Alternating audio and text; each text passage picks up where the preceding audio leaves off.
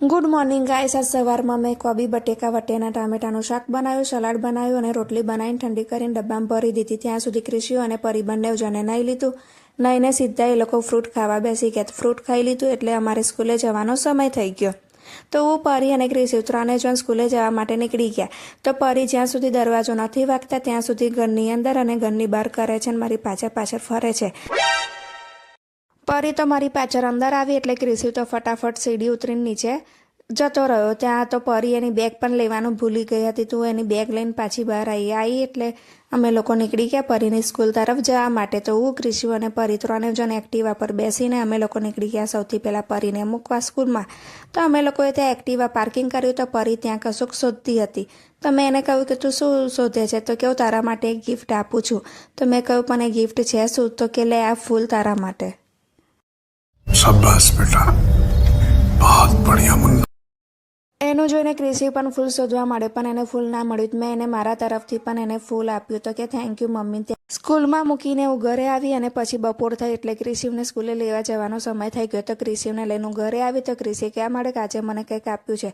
તો એને મિનિયા કલર આપ્યા હતા તે મને બતાવતો હતો। મેં કહ્યું કે તું કલરફુલ ત્યાં સુધી તારા માટે નાસ્તો બનાવી દો। મેં એના માટે પૂડા બનાવ્યા અને એને ચા અને નાસ્તો કર્યો। ત્યાં સુધી તો હીરુડી આવી હતી। હીરુ પણ કે હું પરીને લેવા તારા જોડે સ્કૂલમાં આવીશ। અરે તું જા રહી। ત્યાંથી અમે પરીને લઈને સ્કૂલેથી ઘરે આવતા હતા તો પરીએ ક્રિશિવ અને હીરુએ ત્રણે બૂમ પાડી કે અમને બરફ ખવડાવો। તો હું બરફ ખવડાવવા માટે એક સાઈડમાં આવી ગઈ અને ત્રણે જણને બરફ ખવડાવીને એ લોકોને મન કલર નખાયા અને એ લોકોને ખૂબ ગમ્યું અને મેં કહ્યું કે મને થોડો બરફ ખાવા આપો।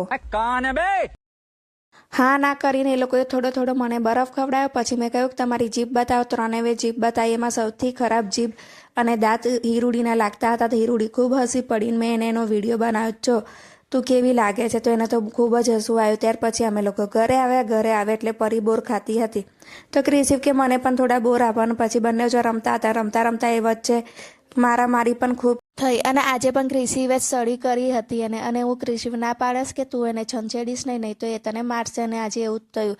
ક્રિશિવ એને હેરાન કરતો હતો પછી પરીએ માર્યું પણ જુઓ ક્રિશિવ કેટલું ખેંચીને એને મારે છે। પછી પરીએ પણ મારવા લીધો અને પછી મેં બંનેઓને છૂટા પાડ્યા અને છોડાયા અને એકબીજાને સોરી કહેવડાયું અને પછી ફરીથી એ લોકો હતા એવા ને એવા બંને જણ સાથે ભેગા મળીને રમવા માંડ્યા।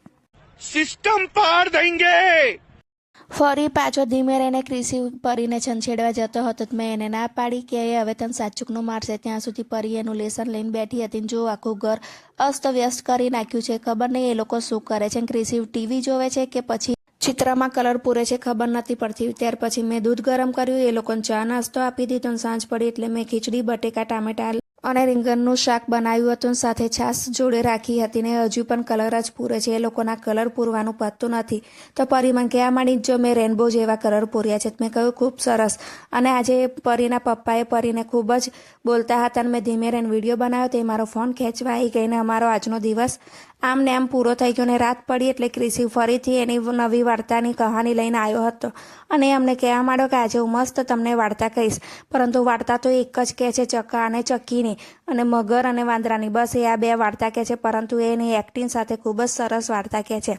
તો મિત્રો આજનો મારો આમ બ્લોગ કેવો લાગ્યો મને અવશ્ય કહેજો અને હા મિત્રો મને સબસ્ક્રાઈબ કરવાનું ભૂલતા નહીં અને આવજો। Good night.